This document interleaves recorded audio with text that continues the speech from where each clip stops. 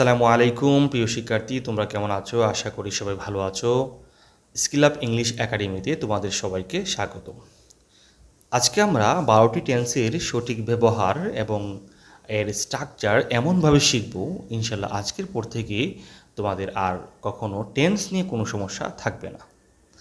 তো চলো শুরু করা যাক। প্রথমে আমরা দেখে নিই, টেন্স হচ্ছে প্রথমত 3 প্রকার: প্রেজেন্ট টেন্স, পাস্ট টেন্স, তারপর হচ্ছে ফিউচার টেন্স। তারপর আবার দেখো, প্রেজেন্ট টেন্সকে আবার 4টি ভাগে ভাগ করা হয়েছে: present indefinite tense, present continuous tense, present perfect tense, present perfect continuous tense. ঠিক আছে। তারপর পাস্ট টেন্সকে আবার 4 ভাগে ভাগ করা হয়েছে: past indefinite tense, past continuous tense, past perfect tense, past perfect continuous tense. ঠিক আছে। তারপর আমরা দেখি আবার ফিউচার টেন্সকে আবার 4 ভাগে ভাগ করা হয়েছে: future indefinite tense, future continuous tense, future perfect tense, future perfect continuous tense. তো আমরা প্রথমেই ধারাবাহিকভাবে প্রেজেন্ট ইনডিফিনিট, প্রেজেন্ট কন্টিনিউয়াস এইভাবে ধারাবাহিকভাবে শিখে যাব। প্রেজেন্ট ইনডিফিনিট টেন্স বলতে আমরা কি জানি? বর্তমানকালে সাধারণ কোনো কাজ, অভ্যাসগত কোনো কাজ বা চিরন্তন সত্য বোঝায় এমন টেন্সকে বোঝায়, তাই তো? একদম সিম্পল কথা। ধরো আমি ফুটবল খেলি, আমি স্কুলে যাই, হ্যাঁ, আমি আমার মাকে সাহায্য করি, আমি বই পড়তে পছন্দ করি, এই ধরনের যত কথা আছে এগুলো প্রেজেন্ট ইনডিফিনিট টেন্স। তো স্ট্রাকচার শেখার ক্ষেত্রে সবচেয়ে বড় সমস্যা হচ্ছে আমাদের যে স্টুডেন্টদের অভিমত দেখলাম, আমাদেরকে বলে যে স্যার আমরা তো 12টি টেন্সের স্ট্রাকচার মুখস্থ রাখতে পারি না, ভুলে যাই এতগুলো স্ট্রাকচার।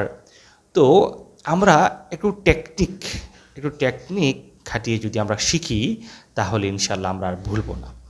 আমরা তো জানি আমরা জানি যে কোনো সেন্টেন্স তৈরি করতে গেলে ইংলিশে কোনো সেন্টেন্স তৈরি করতে গেলে প্রথমে আমাদের সাবজেক্ট প্রয়োজন, তারপরে ভার্ব প্রয়োজন, তারপরে অবজেক্ট, তারপরে এক্সটেনশন। এটা হচ্ছে আমরা ইংরেজিতে সেন্টেন্স তৈরি করার নিয়ম।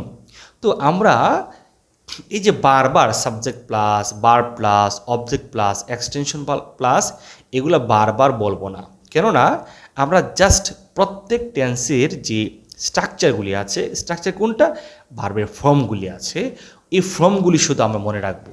কারণ আমরা তো ওই স্ট্রাকচারগুলো মুখস্থ আছেই, এটা বারবার আমরা উচ্চারণ করব না। ঠিক আছে। তো আমরা একটা কাজ করি, আমরা আজকে থেকে এইভাবে মনে রাখবো, প্রেজেন্ট ইনডিফিনিট টেন্স মানে ভার্বের 1 নাম্বার ফর্ম। অর্থাৎ এখানে দেখো, আমি ফুটবল খেলি, তাহলে আমরা কি বলবো? I play football. তাহলে এখানে খেয়াল করো, আইয়ের পরে প্লেটা কি ফর্ম? ভার্বের প্রেজেন্ট ফর্ম, 1 নাম্বার ফর্মটা এখানে ইউজ করা হয়েছে, তাই না? তাহলে আমরা শুধু এইভাবেই মনে রাখবো, প্রেজেন্ট ইনডিফিনিট টেন্সের স্ট্রাকচার হচ্ছে B1 মানে ভার্বের প্রেজেন্ট ফর্ম। এতটুকু আমরা শুধু মনে রাখবো। তাহলে আমরা তো জানি সাবজেক্টের পরে ভার্ব, অবজেক্ট, এক্সটেনশন এগুলো তো আমাদের মুখস্থ আছেই, আমরা এটা বারবার উচ্চারণ করব না। ঠিক আছে, এই হলো। তাহলে পরে দেখি আমরা present continuous tense. Present continuous tense হচ্ছে আমরা জানি যে বর্তমানকালে কোনো কাজ চলছে বা চলতেছে বোঝায়, তাই না? আমি ভাত খাইতেছি, যেমন আমি তোমাদেরকে পড়াচ্ছি, তোমরা আমার পড়াগুলো শুনতেছো, এটা হচ্ছে প্রেজেন্ট কন্টিনিউয়াস টেন্স। তো এই ক্ষেত্রে আমরা স্ট্রাকচারগুলো মুখস্থ রাখবো কীভাবে? আগে আমার একটা কথা মনে রাখবা, যত ধরনের কন্টিনিউয়াস টেন্স তুমি শুনবা, সকল কন্টিনিউয়াস টেন্সের যে ভার্বটা থাকবে সবসময় ওই ভার্বটা কী হবে? আইএনজি হয়ে যাবে। সেক্ষেত্রে প্রেজেন্ট কন্টিনিউয়াস যেহেতু আমরা ভার্বটাকে আইএনজি করব, তবে এটাকে প্রেজেন্ট নাকি পাস্ট বোঝার জন্য ওই আইএনজি যুক্ত ভার্বের আগে আমরা কি ইউজ করেছি দেখো তো? এমিজার। তার মানে আমরা সহজেই মনে রাখবো, প্রেজেন্ট কন্টিনিউয়াস টেন্স মানে সাবজেক্টের পরে আমরা এমিজার প্লাস মেইন ভার্বের সাথে আইএনজি ব্যবহার করব। তার মানে এমিজার প্লাস ভার্বের সাথে আইএনজি, এতটুকু মনে রাখলে আমাদের চলবে। ওকে। তারপর যাচ্ছি আমরা present perfect tense. Present perfect tense হচ্ছে সম্প্রতি, ইদানিং বা এইমাত্র কোনো কাজ শেষ হয়েছে এবং এর ফল এখনও বিদ্যমান আছে। হ্যাঁ, ধরো তুমি বললা স্যার আমার কলমটা পড়ে গেছে। আমি বললাম কোথায়? তুমি আমাকে দেখাইলা যে স্যার এই যে নিচে পড়ে আছে, তুমি বললা স্যার আমার আমার ঘড়িটি ভেঙে গেছে, কোথায়? তুমি আমাকে দেখাইলা এই যে স্যার ঘড়িটা ভাঙ্গা, তার মানে ফলটা এখনও বিদ্যমান আছে। এটা হচ্ছে প্রেজেন্ট পারফেক্ট টেন্স। স্ট্রাকচারটা মুখস্থ করবো কীভাবে? স্ট্রাকচার হচ্ছে আমরা শুধু মনে রাখবো যে হ্যাভ হ্যাজ প্লাস বি3, অর্থাৎ সাবজেক্টের পরে আমরা কি করব? হ্যাভ অথবা হ্যাজ ব্যবহার করব, তারপরে যে মেইন ভার্বটা আছে এটার 3 নাম্বার ফর্ম ব্যবহার করলেই, তার মানে পাস্ট পার্টিসিপল ফর্ম ব্যবহার করলেই প্রেজেন্ট পারফেক্ট টেন্সে পরিণত হয়ে যাবে। তার মানে আমরা কি বুঝলাম? প্রেজেন্ট পারফেক্ট টেন্সের স্ট্রাকচার হচ্ছে হ্যাভ হ্যাজ প্লাস বি3। তোমরা এইভাবে মনে রাখবা, তাহলে সহজে মনে থাকবে। ওকে, পরবর্তীতে যাচ্ছি আমরা present perfect continuous tense. Present perfect continuous tense হচ্ছে কাজটা আগে শুরু হয়েছিল, তার মানে অতীতে কোনো কাজ শুরু হয়ে বর্তমানে এখনও চলতেছে। বর্তমানে এখনও চলতেছে কাজটা। ধরো আমি ভিডিওটা শুরু করেছিলাম 5 মিনিট আগে, তাহলে 5 মিনিট ধরে আমি এখনও ভিডিওটা চালাচ্ছি, কন্টিনিউ করতেছি। তার মানে আমি সহজে বলবো, তোমাকে কেউ বলল যে তুমি কি করতেছো, তুমি বললা আমি একটি বই পড়তেছি। আবার প্রশ্ন করলো তুমি কতক্ষণ ধরে পড়তেছো, বললা যে আমি 5 মিনিট ধরে একটি বই পড়তেছি, অথবা 10 মিনিট ধরে একটি বই পড়তেছি, 1 ঘন্টা যাবত একটি বই পড়তেছি। এরকম চলমান কথার সাথে যখন তুমি একটা সময় ব্যবহার করবা, তখন এটা হয়ে যাবে প্রেজেন্ট পারফেক্ট কন্টিনিউয়াস টেন্স। দেখো আমি এখানে একটা চিহ্ন দিয়ে রেখেছি, প্রেজেন্ট কন্টিনিউয়াসের সাথে প্রেজেন্ট পারফেক্ট টেন্সের একটা চিহ্ন আমি রেখেছি, অর্থাৎ বোঝাচ্ছি আমি প্রেজেন্ট কন্টিনিউয়াস টেন্স আর present perfect continuous tense same. পার্থক্যটা হচ্ছে প্রেজেন্ট কন্টিনিউয়াস টেন্সে কোনো সময় নেই, আর প্রেজেন্ট পারফেক্ট কন্টিনিউয়াস টেন্সে একটা সময় উল্লেখ থাকবে। যদি তুমি লক্ষ্য করো একটু দেখবা যে এখানে লেখা আছে আমি 1 ঘন্টা যাবৎ ফুটবল খেলছি বা খেলতেছি। তার মানে এখানে আমি ফুটবল খেলতেছি প্রেজেন্ট কন্টিনিউয়াস টেন্স, আর আমি যদি বলি 1 ঘন্টা যাবৎ, 5 মিনিট যাবৎ, এরকম সময়টা মেনশন করি, তাহলে এটা হয়ে যাবে প্রেজেন্ট পারফেক্ট কন্টিনিউয়াস টেন্স। তো প্রেজেন্ট পারফেক্ট কন্টিনিউয়াসের স্ট্রাকচারটা কীভাবে মুখস্থ রাখবো? আমরা বলবো হ্যাভ বিন অথবা হ্যাজ বিন প্লাস মেইন ভার্বের সাথে আইএনজি হবে। ওই আগে বলেছিলাম যে কোনো কন্টিনিউয়াস টেন্স হলেই কিন্তু মেইন ভার্বটা আইএনজি হয়ে যাবে, তাই না? এখন প্রেজেন্ট পারফেক্ট কন্টিনিউয়াস টেন্স বোঝানোর জন্য আমি হ্যাভ বিন অথবা হ্যাজ বিন ব্যবহার করেছি। তো ওকে, আমরা বুঝে গেলাম present perfect continuous tense have been অথবা হ্যাজ বিন দিয়ে মেইন ভার্বের সাথে আইএনজি করব, তাহলে এটা স্ট্রাকচারটা হয়ে গেল আমাদের। ওকে, এখন আমরা যাচ্ছি পাস্ট টেন্সের মধ্যে। প্রথমে দেখে নেই past indefinite tense. Past indefinite tense হচ্ছে কাজটা অতীতে সংঘটিত হয়েছিল, অতীতে করা হয়েছিল, কিন্তু এই যে কাজটা অতীতে করা হয়েছিল, অতীতে ঘটেছিল, কিন্তু এখন বর্তমানে এর ফল এখন আর বিদ্যমান নেই বা এর প্রমাণ আর বিদ্যমান নেই। জাস্ট এটা একটা কাহিনী হয়ে গেছে, ইতিহাস হয়ে গেছে, ঠিক আছে, গল্প হয়ে গেছে। তুমি আমাকে শোনাইলা যে গত মাসে আমরা কক্সবাজার গিয়েছিলাম বেড়ানোর জন্য, তারপরে বললা যে গত ঈদে আমি একটি সুন্দর জামা কিনেছিলাম। এগুলো সব একটা কাহিনী হয়ে গেল, ঠিক আছে? তাহলে অতীতের কোনো কাহিনী মানে হচ্ছে পাস্ট ইনডিফিনিট টেন্স। তো পাস্ট ইনডিফিনিট কি উদাহরণ দেখো, আমি ফুটবল খেলেছিলাম, আই প্লেড ফুটবল। তাহলে এখানে কি ব্যবহার করলাম দেখো তো, পাস্ট ইনডিফিনিট স্ট্রাকচারটা মনে রাখবো আমরা সাবজেক্টে পরে V2 মানে ভার্বের পাস্ট ফর্ম হবে। তাহলে আমরা শুধু মনে রাখলে হবে পাস্ট ইনডিফিনিট স্ট্রাকচার B2, কি হবে? B2। তাহলে আমরা সবসময় আই ওয়েন্ট টু ঢাকা, আমি ঢাকা গিয়েছিলাম, আই প্লেড ফুটবল, আমি ফুটবল খেলেছিলাম, হি কলড মি, সে আমাকে ফোন করেছিল, এই জাতীয় সবগুলো হবে পাস্ট ইনডিফিনিট টেন্স। ওকে, এখন যাচ্ছি আমরা পাস্ট কন্টিনিউয়াস টেন্সের মধ্যে। পাস্ট কন্টিনিউয়াস টেন্স হচ্ছে অতীতে কোনো কাজ চলমান ছিল বা অতীতে কোনো কাজ চলতেছিল, এটা হচ্ছে পাস্ট কন্টিনিউয়াস টেন্স। পাস্ট কন্টিনিউয়াসের স্ট্রাকচার হচ্ছে ওয়াজ অথবা ওয়ার প্লাস মেইন ভার্বের সাথে আইএনজি। এই দেখো আমি বলেছিলাম না, যত কন্টিনিউয়াস টেন্স আছে সবার সাথে আইএনজি হয়ে যাবে। তাহলে আমি জাস্ট এখানে আমি ওয়াজ অথবা ওয়ার ব্যবহার করার কারণে এটা হয়ে গেল পাস্ট কন্টিনিউয়াস টেন্স। ওকে, তাহলে প্রেজেন্ট কন্টিনিউয়াস আর পাস্ট কন্টিনিউয়াসের পার্থক্যটা দেখো। প্রেজেন্ট কন্টিনিউয়াস বোঝার জন্য এমিজার, আর পাস্ট কন্টিনিউয়াসের জন্য ওয়াজ অথবা ওয়ার ব্যবহার করেছি আমি, তাই না? তাহলে আমি ফুটবল খেলছিলাম বা খেলতেছিলাম, আই ওয়াজ প্লেইং ফুটবল। হ্যাঁ, আমি ফুটবল খেলতেছিলাম। অথবা তুমি বলতে পারো সে আমার জন্য অপেক্ষা করছিল, হি ওয়াজ ওয়েটিং ফর মি। ঠিক আছে, এই ওকে। এখন যাচ্ছি আমরা past perfect tense. Past perfect tense হচ্ছে অতীতে সংঘটিত দুটি কাজের মধ্যে যে কাজটা পূর্বে সংঘটিত হয়েছিল সেটি পাস্ট পারফেক্ট টেন্স, আর যে কাজটা পরে হয়েছিল এটা পাস্ট ইনডিফিনিট টেন্সে তোমরা লিখবা। এটার মধ্যে আগে অথবা পরে একটা কথা উল্লেখ থাকবে। খেয়াল করো, আমি স্কুলে যাওয়ার পূর্বে ফুটবল খেলেছিলাম। তাহলে আমি স্কুলে যাওয়ার পূর্বে ফুটবল খেলেছিলাম বলতে এখানে কি বোঝাচ্ছে? তোমার এখানে দুইটা কাজ সংগঠিত হয়েছিল। এখন তুমি দেখো তো কোন কাজটা আগে হয়েছিল? ফুটবল খেলা হয়েছিল আগে। তার এখানে আবার সবসময় আমরা ট্রান্সলেট করার সময় একদম শেষের বাক্যটা আমরা আগে লিখব। সবসময় শেষের বাক্যটা আগে লিখব। তাহলে শেষের বাক্য যদি পাস্ট পারফেক্ট থাকে পাস্ট পারফেক্ট টেন্সে লিখব। শেষের বাক্যটা যদি পাস্ট ইনডিফিনিট টেন্সে থাকে তাহলে আমরা পাস্ট ইনডিফিনিট টেন্সে লিখব। তবে আমি একটু সহজ পন্থা দিচ্ছি, অনেকের মিস্টেক করে। আমরা সবসময় খেয়াল করব, যদি পূর্বে দুইটি বাক্যের মধ্যে পূর্বে উল্লেখ থাকে তাহলে পরের সেন্টেন্সটা আমরা পাস্ট পারফেক্ট টেন্সে লিখব।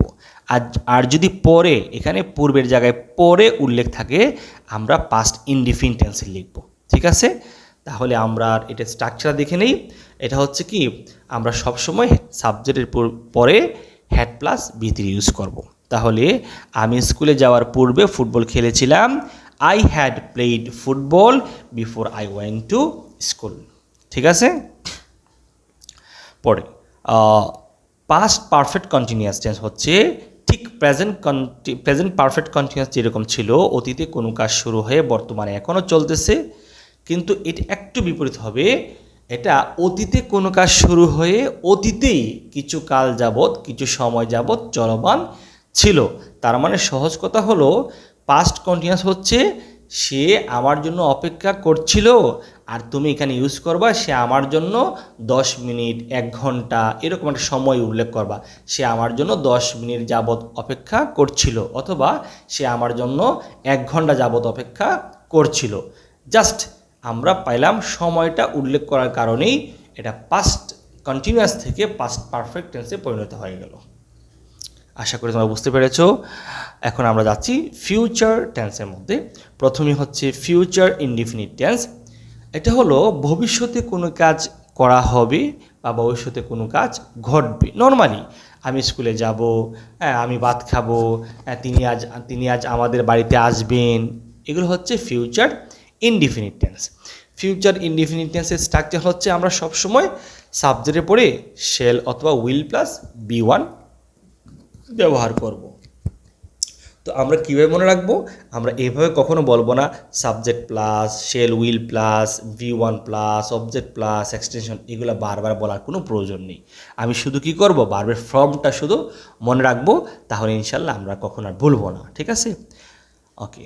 ফিউচার কন্টিনিউয়াস দেখো, ভবিষ্যতে কোনো কাজ চলতে থাকবে, ভবিষ্যতে কোনো কাজ চলতে থাকবে, এটা হচ্ছে ফিউচার কন্টিনিউয়াস টেন্স। তাহলে আমি ফুটবল খেলতে থাকবো, আমরা এখানে আমি স্কুলে যেতে থাকবো, আমি ভাত খেতে থাকবো, এরকম জাতীয় যত কথা আছে এটা ফিউচার কন্টিনিউয়াস টেন্স হয়ে থাকে। ফিউচার কন্টিনিউয়াস টেন্সের জন্য আমরা কি ইউজ করব? সাবজেক্টের পরে শ্যাল বি অথবা উইল বি প্লাস মেইন ভার্বের সাথে আইএনজি। কেন আইএনজি ব্যবহার করেছি বলো তো? এই যে সকল কন্টিনিউয়াসের জন্য আইএনজি। ঠিক আছে, শুধু আমরা অক্সিলারি ভার্বগুলি একটু মনে রাখবো। ওকে, এখন নেক্সট হচ্ছে future perfect tense. Future perfect tense হচ্ছে, দেখো ফিউচার ইনডিফিনিট আর ফিউচার পারফেক্টের মধ্যে অনেকে মিস্টেক করে, ভুল করে। কীরকম?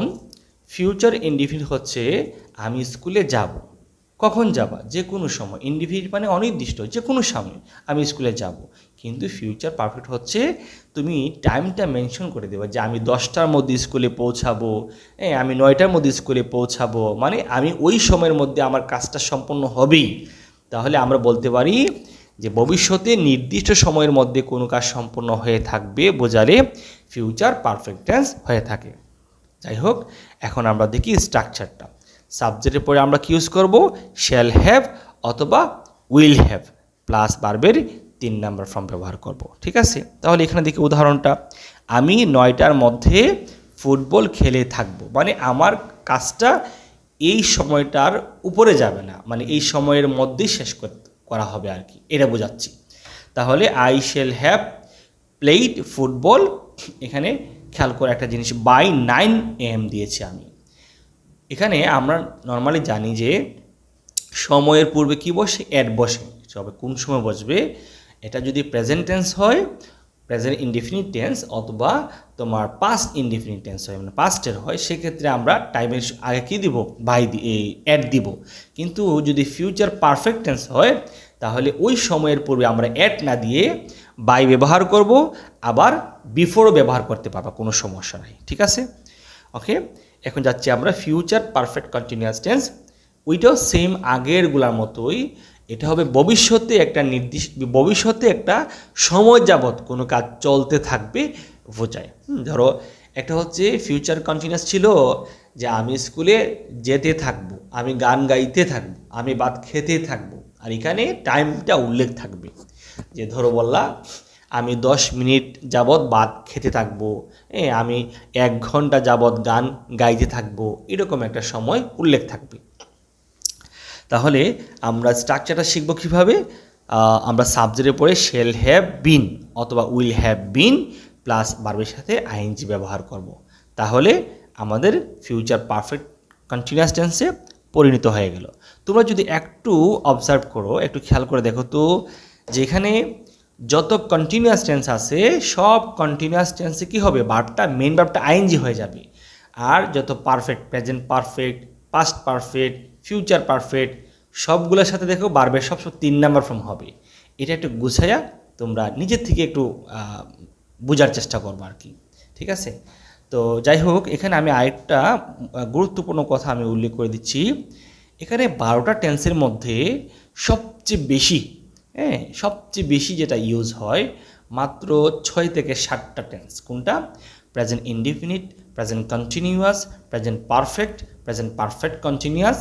ঠিক আছে, 4টার মধ্যে প্রেজেন্ট পারফেক্ট কন্টিনিউয়াস টেন্সটা বেশি হয় না, একটু কম হয়, তারপরে এটা ইউজ হয়, মানে ওই রকম হয় না আর কি। কিন্তু present indefinite, present continuous, present পারফেক্টটা সবচেয়ে বেশি ইউজ হবে। ওকে, আর পাস্ট টেন্সের মধ্যে শুধু পাস্ট ইনডিফিনিট, পাস্ট কন্টিনিউয়াস সবচেয়ে বেশি ইউজ হবে, আর ফিউচারের মধ্যে শুধু ফিউচার ইনডিফিনিট টেন্স সবচেয়ে বেশি ইউজ হয়। তো তোমরা কী করতে পারো, তোমরা গুরুত্ব দিয়ে 12টা টেন্সের মধ্যে present indefinite, present continuous, present perfect, past indefinite, past continuous, future indefinite, এই 6টা টেন্স মনোযোগ দিয়ে সুন্দর করে ভালোভাবে গুরুত্ব দিয়ে তোমরা এটা মুখস্থ করার চেষ্টা করবা।